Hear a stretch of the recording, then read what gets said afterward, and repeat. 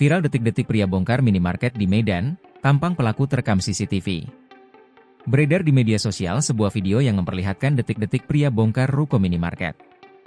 Aksi pria bongkar ruko minimarket tersebut terjadi di Jalan Pusaka, Tembung pada Jumat, 24 Januari 2025, sekira pukul 5 WIB. Detik-detik saat pria tersebut beraksi membobol dan membongkar ruko minimarket tersebut terekam kamera CCTV, dan kini rekaman itu beredar luas di media sosial.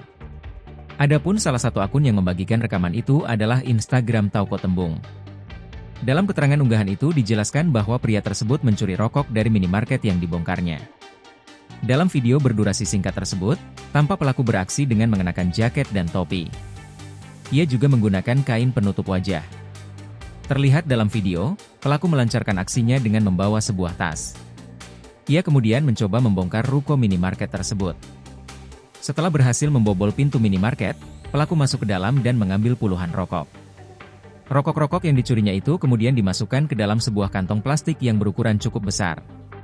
Setelah mengambil rokok dari rak, beralih ke meja kasir dan mengobrak-abrik laci. Usai mengobrak-abrik laci, pelaku kemudian kembali ke arah rak rokok dan mengambil lagi rokok-rokok yang tersisa. Meski menutup wajahnya dengan kain, wajah pelaku terlihat jelas di rekaman CCTV. Video yang memperlihatkan detik-detik pelaku bobol dan bongkar minimarket tersebut kini viral dan beredar di media sosial.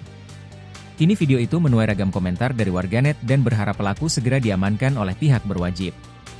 Beberapa warganet menyebut bahwa pelaku sudah sering beraksi membobol beberapa minimarket. Download Tribun X sekarang, menghadirkan lokal menjadi Indonesia.